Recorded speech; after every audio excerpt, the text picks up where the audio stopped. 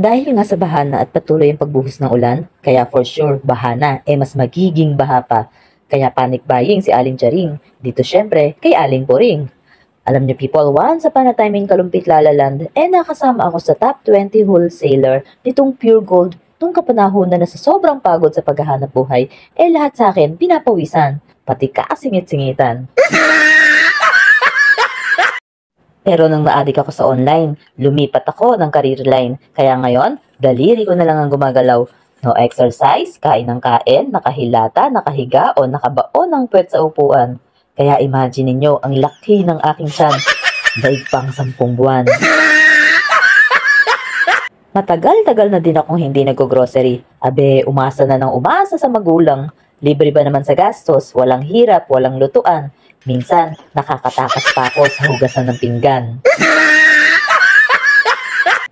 Pero eto nga at kami namimili. Walang pasok sa munisipyo ang lola niyong lazy. Medyo-medyo, madami-dami, para kung bumahaman, hindi mapipigi. At alam niyo ba na ang datong na ipambibili mula sa katas ni YouTube? Yay! Kasi this time, medyo malaki ng earnings. Kaya maski paano, magsishare tayo ng blessings. Pero hindi ko na-video kung kanino ko bibigay saka na lang. At baka akala tatakbo akong konsehal. Sa tamad ko na to, kahit nga maglakad, hindi ko magawa. Tatakbo pa ba? Ayoko nga. Sayang ang inipon kong belly fats. Eto na nga si paring Ether ang halos namili ng dadamputin. Kesa dito kami sa Pure Gold magkagalit, kakakontra niya, baka hindi ko siya matansya.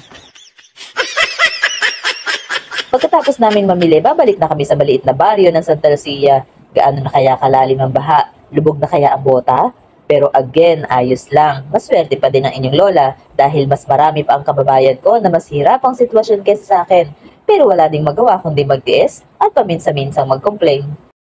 Bago umuwi, punta muna kami sa palengke. Kailangang makabili ng bawang, sibuyas, kamates, luya, etc. etc. At wala na kaming stock kundi bahay na inaagyo at inipong labada.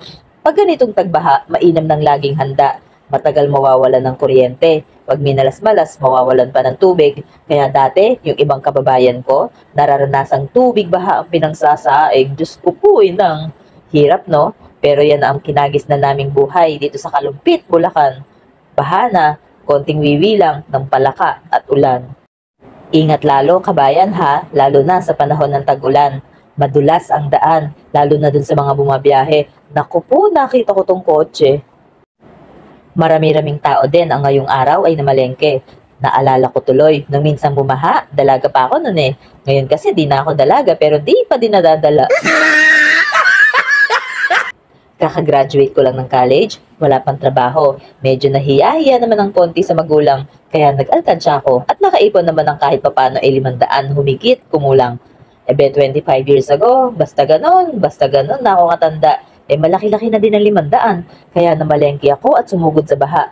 Yung balot-balot na gulay, 5 piso lang nun, mga chapsoy, pangpakbet na tinapyasan ng bulok, saka nirepak ulit sa gulayan. Tapos, pag uwi, betchin lang ang katapat. Voila! Meron na kaming ulam.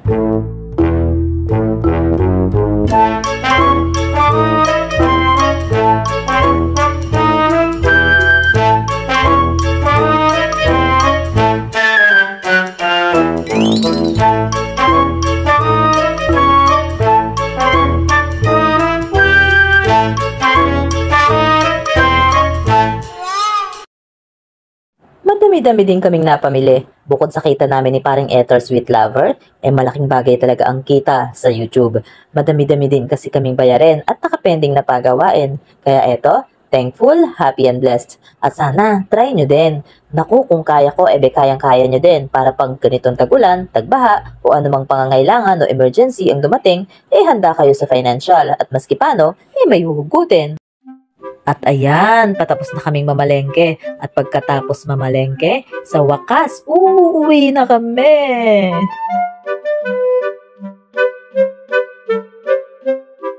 Pag uwi, ayan si paring Ether. Hindi mo malamang kung macho dancer o sweet lover o Mario brother.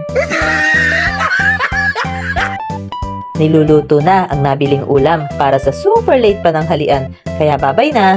Maraming salamat sa panonood sa aming channel.